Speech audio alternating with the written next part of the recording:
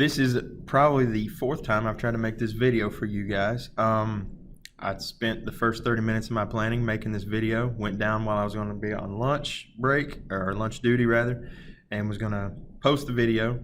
Got down there and realized that apparently I just sat here for 30 minutes, talked to my computer without the camera being on. So I didn't record it. I'm trying again. If we're interrupted, this video is going to be choppy because people may come to the door, phone may ring, I don't know. That's the only bad thing about trying to do this at school. We've already talked a little bit about the 5-number summary, so I'm going to kind of gloss over a little bit of it as we go through here. But the definitions that we need to understand are what the quartiles are. So the quartiles, we have Q1, Q2, and Q3. Q2 really is just the median of the entire set of data. So we don't typically refer to it as the second quartile. We just refer to it as the median.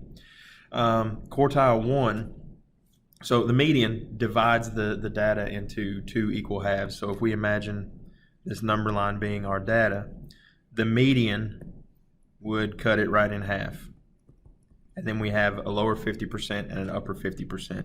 Quartile 1 is the median of the lower half, and quartile 3 is the median of the upper half, and that's what those two values are. Really, we're going to do a couple of these by hand, but as far as this goes, it's nothing really mathematically mind-blowing. So using Google Sheets to compute these 5-number summaries is more than acceptable, just like I showed you guys today with the standard deviation. So this first example right here, we're going to refer back to this one several times. We have a sample of 20 people with their weekly viewing times in hours of TV. And the values are listed here in order along the middle of the screen. So I kind of cheated and already did that in advance. But to do this by hand, so this is an even data set. So the median is always going to be the average or the mean of the two values in the middle. So the average of 30 and 31 is 30.5, and that's our median.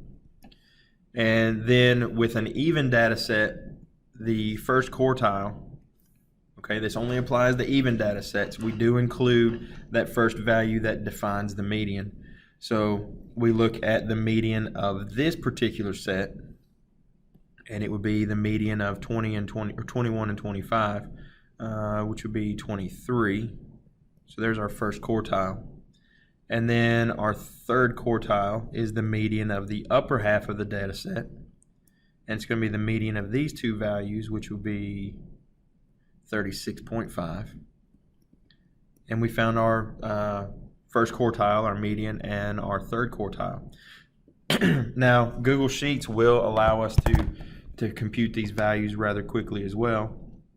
And I'll demonstrate that here.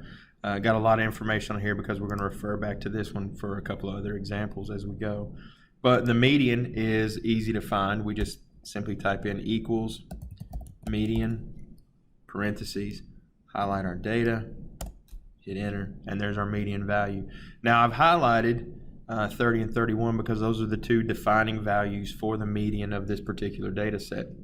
So that way I can visually see where the middle is, because when I want to find the first quartile, it's going to be median again.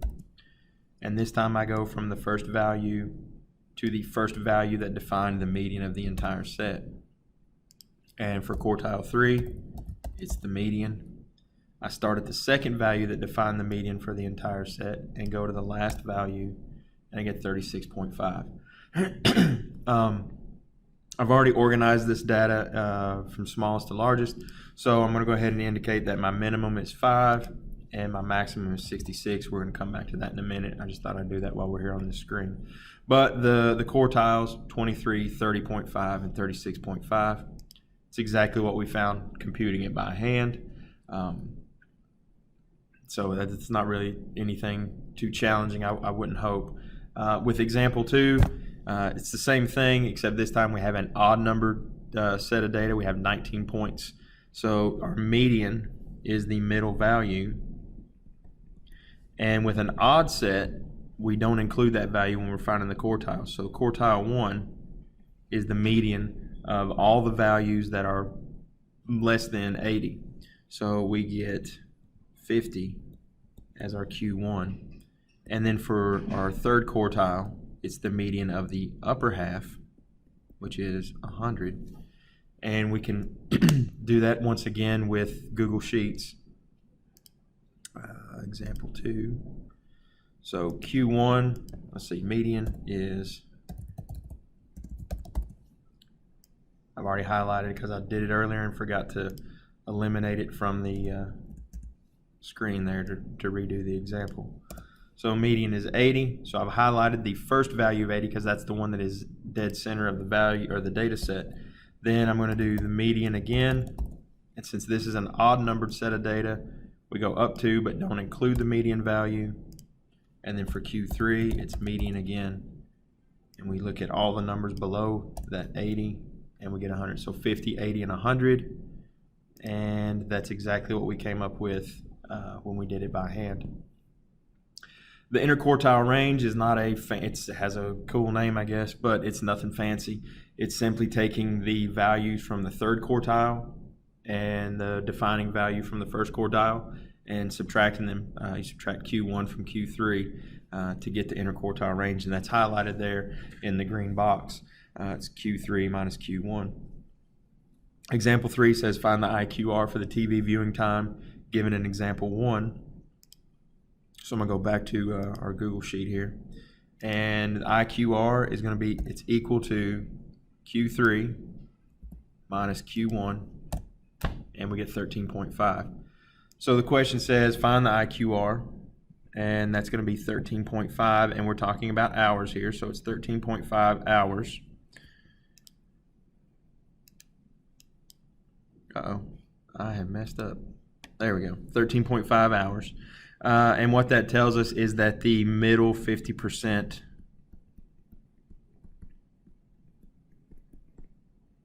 has a range of 13.5 hours.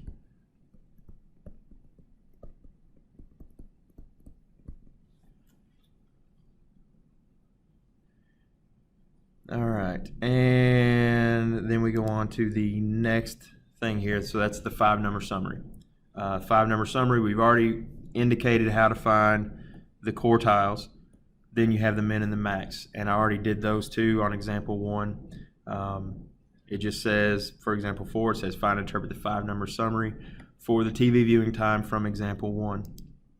And I've already indicated the minimum value, that's just the smallest value in the set. The maximum value is the largest value in the set. And these 5 numbers right here comprise your 5-number summary.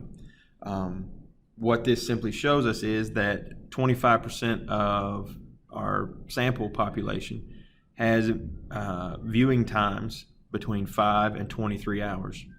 Then we have the 25 to 50%, the second quarter of the data. They view they spend 23 to 30 and a half hours watching TV. Then the third quarter of the data set from 50% to 75. They spend 30.5 to 36.5 hours viewing TV. And then the last 25%, the fourth quarter of our data, they spend anywhere from 36.5 to 66 hours watching TV. So that just gives us a spread over the quartiles of the data that we're looking at. Then we will go on to the outliers. Outlier is just, it's going to be an extreme value either to the left or the right of our data set. And sometimes we may visually look at a data set and say, okay, that's definitely going to be an outlier. But when we look at the interquartile range and use our formulas to find the upper and lower limits for outliers, we may find that value is not really as extreme as we once thought. A pretty good example of an outlier would be if we looked at all the wealth of all U.S. citizens. Jeff Bezos, the founder of Amazon, would be an extreme positive value because his wealth is greater than anybody else's in the U.S., especially compared to mine. It's just $1 or $2, but it's still more than I have. So that would be it would be an outlier. It would just depend on how many other billionaires we have at the other end of the spectrum. But I would almost guarantee that value would be an outlier compared to the rest of the wealth in the U.S. But how do we define what an outlier is? We would just simply, we base it off the interquartile range. So for the lower limit of our outlier formula, it's the first quartile minus 1.5 times the interquartile range. And then the upper limit is the third quartile plus 1.5 times the interquartile range. Any values that lie to the left of the lower limit or to the right of the upper limit, we have to investigate. Is there a reason why it's an outlier? Should we eliminate it from our data set? We're going to see an example here in just a second using our TV viewing times, and I'll address that a little bit more here in a minute and explain what we want to do with that particular data point. So example 5, again, we go back to example 1, and we're going to obtain the upper and lower limits and then determine any potential outliers. So I'm going back to the spreadsheet. Our lower limit is going to be equal to the first quartile minus 1.5 times our interquartile range. And our upper limit is going to be equal to the third quartile. Sorry, I typed in Q3 just out of habit. Our third quartile plus 1.5 times our interquartile range. And we get 56.75. So any value that is less than 2.75 hours might be considered a outlier to the left of our data set. Any value greater than 56.75 will be considered an outlier to the right in our data set. So if we look, 5 is the minimum number of viewing hours. So we don't have any outliers to the left. But this 66, this one could be a potential outlier because it definitely is higher than our upper limit of 56.75. So this is where you have to make a decision. Do you include that value in your analysis or not? We're going to leave it in for this one because we don't know why this particular individual put down 66 hours. It could have been they maybe wrote down the wrong number by accident. It could be they are bedridden and they don't have anything else to do with their time. They might be in the hospital, could be sick. There's a number of factors that could lead this individual to have watched 66 hours of TV in a week. We don't have that information, so we're going to leave that value in there. If we did have the information and it turned out that this person misrepresented the number of hours that they watch TV, then we would definitely want to throw that data point out because it skews our information. But if we did know for a fact that this person perhaps maybe is ill and they spend a week in bed watching TV, then yeah, that 66 hours is representative, but it's only for that one particular week. That might not be the common practice for that individual. So then the 5-number summary allows us to create box plots. And we talked about box plots briefly in class today. I mentioned them, and I know a couple of you were like, well, where did they come up with these weird names? So a box plot or a box and whisker plot, when you see it, it might make sense why they call it a box and whisker plot. So we're going to look at example 6. We're going to use the TV viewing time again from example 1 to construct a box plot. Here's where Google Sheets is really picky about things. So you can see that I've listed these values in a horizontal fashion. I've got the minimum, the Q1, median, Q3, and max. If you list them vertically, Google Sheets loses its mind for some reason and won't create the box plot correctly. So when you're doing this in Google Sheets, put your values in a horizontal, in the same row. And what I'm going to do here is I'm going to highlight hours and then the 5 data points from the 5-number summary. And then I'm going to go to Insert Chart. And it defaults to a bar graph, which we don't want. So we'll go up here to Chart Type. And if you scroll down, there is a chart down here called a candlestick chart. So we're going to select the candlestick chart. This looks more like a box plot. There's still some things that we need to clean up on it to make it more accurate. And that's going to involve this low, open, close, and high values that you see here on the right. The low should correspond to your minimum value. So my minimum value is in D4, and that's correct. The open should correspond to your first quartile, which is in E4, which is still correct. The close should correspond to your Q3, which is in G4. And so we need to fix the close and change it to G4. And then that means we need to change our high to correspond to our maximum value, which is in H4. And there's our box plot.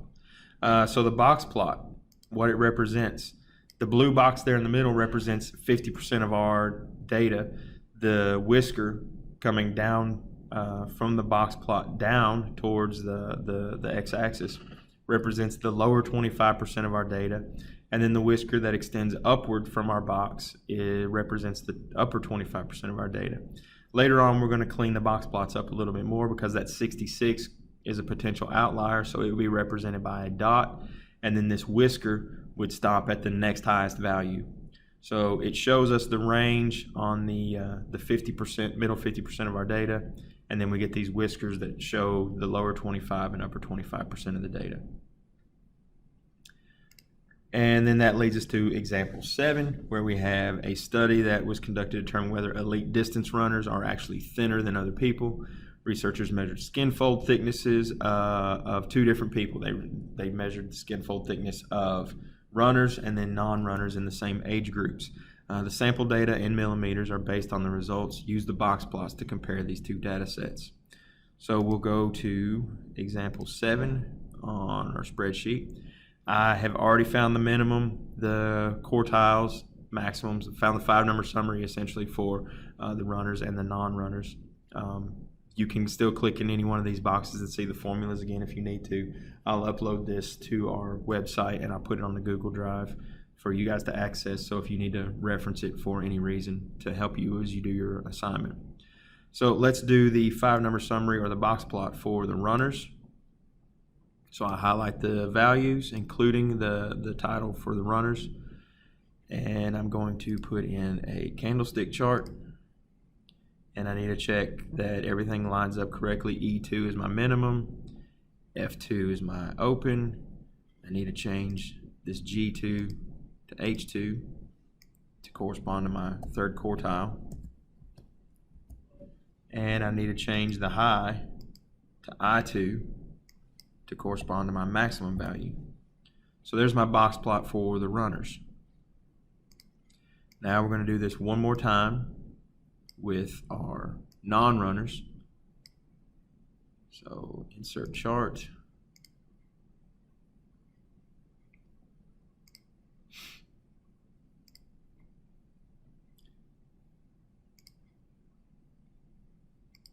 There it goes.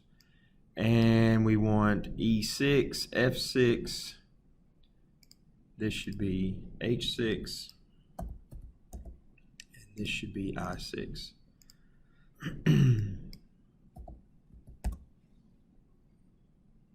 Oops, I put it in the wrong spot.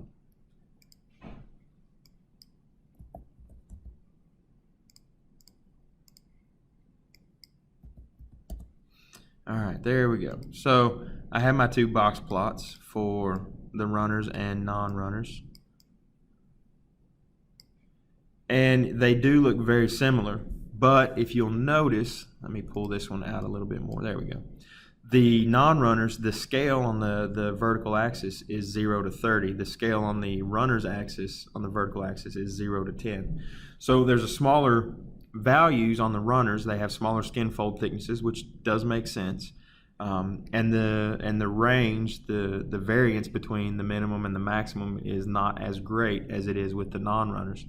So with the non-runners, that's exactly what they are. They're non-runners. That does not mean that this does not include cyclists, might be weightlifters, couch potatoes. I mean, it includes a broad range of people. So we would expect a broader gap from the minimum value to the max. The minimum is 5.2. The maximum is 29.4. We have a median of 21.5. So there's a larger spread with the non-runners, and that's for a variety of reasons, just because of the demographics of that particular group or the physical makeup compared to the runners. So that is how you do box and whisker plots in Google Sheets. That's how you do the 5-number summary. Your assignment has 4 questions. If you all have any questions at all, it is due Monday, February 17th. Check the calendar on the website. Anything else you guys need, you know how to get a hold of me. I hope you guys are doing great, and I will talk to you later.